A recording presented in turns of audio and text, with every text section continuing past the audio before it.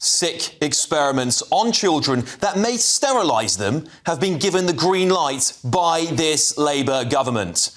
Wes Streeting, the Health Secretary, signed off plans for the NHS to pump puberty blockers into over 200 vulnerable kids as young as 10 years old. And for those that don't know what these drugs can do, let me enlighten you to what they can lead to. Impaired sexual development, permanent loss of sexual function and libido, sterilisation, reduced bone mineral density, stunted growth and altered height outcomes, disruption of normal brain development, increased risk of mental health deterioration, including anxiety and depression, by the way, and suicidality. Unknown long-term neurological side effects. This isn't a study, is it? And as Nigel Farage has said, this is state-sponsored abuse. This is our government treating children like lab rats for a £10.7 million experiment. Well, Wes Streeting, the man who banned these drugs for under 18s last year after the CAS review exposed shocking levels of unprofessionalism and zero evidence that they're safe, is now greenlighting this trial. He's admitted before that he's deeply uncomfortable with puberty blockers. He even said they mess with a natural part of human development. Yet, he's going ahead with it anyway, claiming he's just following clinical advice as recommended by the CAS report. But if he really doesn't like them that much, why do it at all, Mr. Health Secretary? And here's the reality. Studies from pre-2010s found that an estimated 50% of children with gender dysphoria or gender non-conforming behaviour, whatever they want to call it, no longer identified as transgender by adolescence or adulthood. That's quite high, isn't it? 50%, with many ending up identifying as gay or bisexual. So confused children who might be gay seem to be the ones most likely at risk here. And in my opinion, these experiments are like a supercharged version of conversion therapy that these same leftists say is a sick practice. Well, you know what I think? This is child abuse sanctioned by our government and Labour ministers who might destroy hundreds of children's lives in what seems like an effort to appease far-left trans extremist ideology. In my opinion, it's like something reminiscent of genetic trials in 1930s Nazi Germany. And I'll just say this. I really can't understand why children's parents would go along with these insane experiments. Why would you let your young child get a tattoo? You wouldn't, would you? How about smoke a cigarette or drink a pint? If anybody answers yes to those questions, then guess what? Social services would be knocking on your door, wouldn't they? The sick experiment must never go ahead and the entire practice must be banned for good. Not long ago, I introduced Claude Note, a powerful AI-enabled meeting assistant, and today we're excited to have in hand Claude's latest upgraded version. Is this a platinum credit card? Nope. It's Claude Note Pro, your updated AI-powered meeting assistant. With 4 built-in microphones, Claude Note captures everything and records crystal clear audio up to 5 meters away. But it's more than a recorder. Take photos, jot ideas, mark highlights, and during key discussions, if I press the button just right here, it instantly saves 30 seconds of key audio as a highlight. I never miss important details. And you've got 50 hours non-stop recording on Note Pro, or 60 hours on standby. There's a smart display showing battery life, recording status, and file transfers, so you always know what's going on. Then, Claude turns it into structured notes, summaries, insights, to-dos, even analysis of power dynamics in the room. And with Ask Claude, your contextual AI assistant, you can draft emails, extract data, brainstorm, or find anything across past meetings. And you're safe knowing that your data is yours and completely private. Click the link in the video description to pre-order your Claude Note Pro. And if you'd like to experience Claude Intelligence even earlier, I've got a special offer for you. Use the code GB20 when ordering Claude Note and get 20% off. Let's get the thoughts of my panel. Daily Express columnist Carol Malone, Reform member and former Conservative Party chairman Sir Jake Berry, and Labour councillor Sebastian Salek. Carol, I'll start with you. This has incensed me.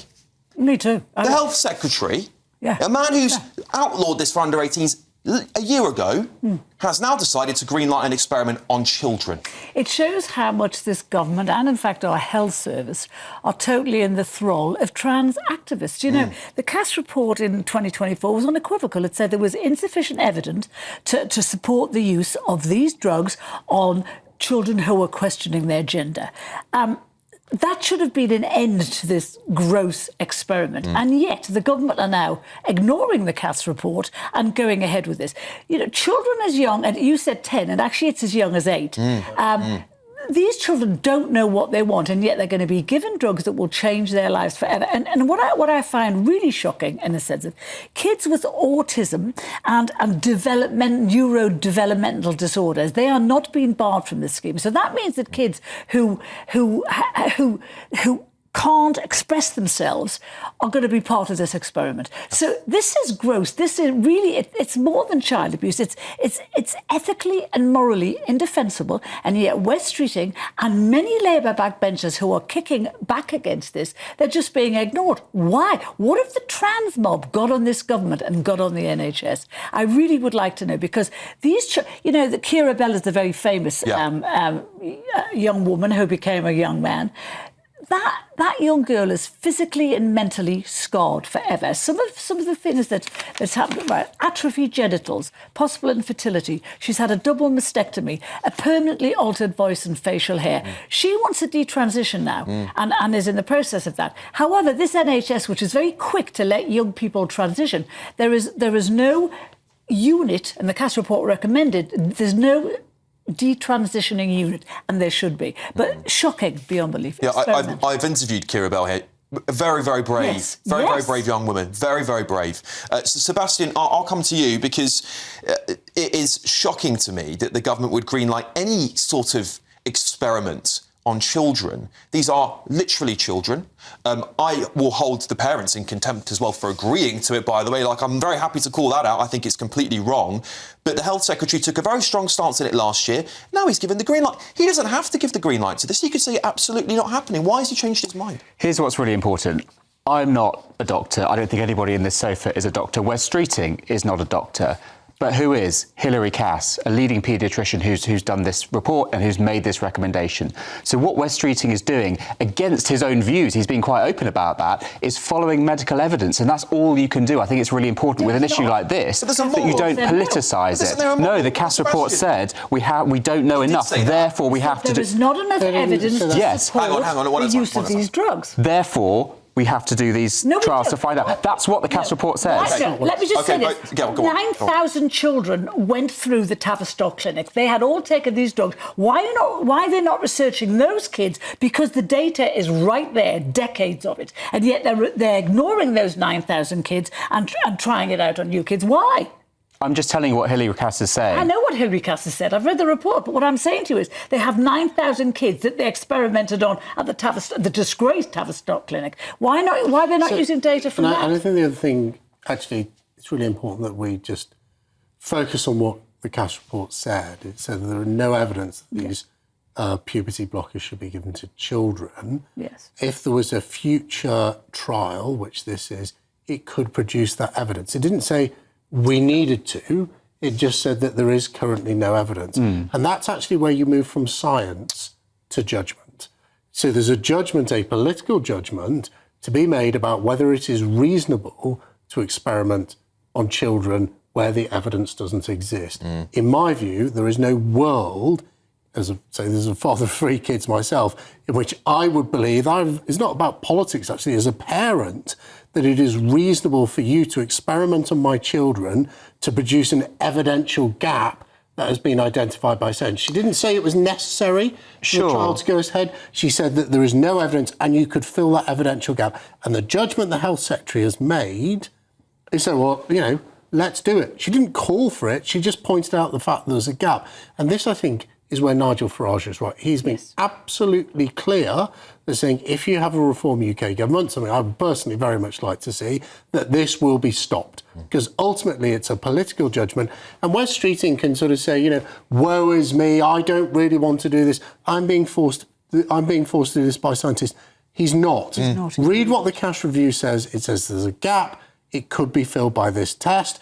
Wes Streeting will be absolutely right to say the reason there's a gap there is because in this country we believe it is morally reprehensible to experiment on children, and therefore the gap would never be filled. Yeah, so can I just ask you this, Sebastian? Because you could imagine this is a right-wing government that's allowing an experiment of children to go ahead, and the Health Secretary has given the green light. That's the final decision maker.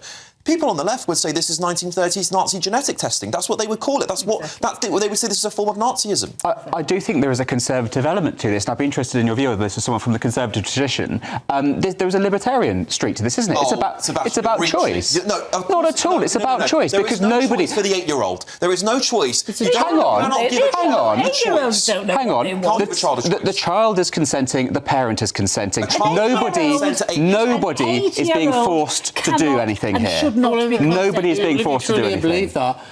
First of all, legally, an 8-year-old cannot consent. That is the legal position. A child cannot give informed consent. It's a responsibility of the parent, which is why I think you're absolutely right to pick up on parents in this. And I could foresee a situation where children, when they become adults, are suing the parents, suing the NHS, suing the government.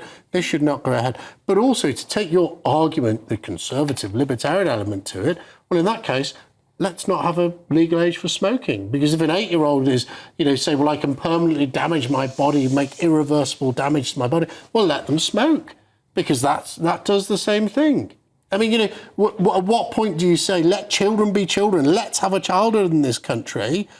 Let's not use our kids as guinea pigs. Let's not allow them to smoke. Let's not allow them to drive cars. But, the government slapped a ban on the use of these drugs, a temporary ban after the Cass report, until you were 18. That makes sense to me, because maybe by 18 you know where you're going, but you certainly don't know where. And a lot of these people, and Keira Bell said exactly the same thing. She thought she needed to be in a different body. What she realised was she was confused about her sexual orientation. She said, I was just a mixed-up kid. And yet she said there was no proper examination of her condition, of her mind, before they just gave her the drugs straight off the belt. That is appalling.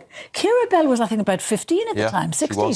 So there was no excuse for that. And kids don't know their own mind. They might think they're in the wrong body when they're 10, but by 13 they'll have a totally different view. What about the other cohort, those who are right, those who are young, who feel like they're in the wrong body, and they want to stop puberty? Wait till you're 18. By the time you're 18, puberty's happened. But it's Sebastian, too late. The argument you're making is saying, well, actually, it's OK if 50% of these kids end up being sterilised, can't ever change their bodies in the future, and are completely, it ruins their lives. That's OK as long as a smaller percentage of them are happy with the transition. I'm not stacking up the numbers here. But that's the argument, isn't it? It's OK. We're OK to sacrifice these kids so these kids are happy. That's the problem. If it was a universal that this proved that 100% of kids that go through this are happy and they have transition and they stay that way, you can make that case. I don't think you can make it when children are involved. I don't think anyone should be touching children. I don't think anyone should be experimenting on children in Britain in 2025. It is wrong. It is morally reprehensible. And this is the Health Secretary. He's trying to make himself out to be a moderate, but he's clearly, isn't he? He's captured by the far-left trans ideology. I don't understand that at all. Who is this far-left trans ideology? You seem to suggest they have something on the government. What have they got on the government? Well, this is complete tinfoil hats. Trans activists who have infiltrated almost every major institution in this country. Can you give me an example? Yes, our health service. OK, so who are the trans activists in the health service? Oh, don't be stupid, Seb. You want me to... No, I'm just asking you to back up your argument with some facts. But the people saying that women don't exist, they're saying,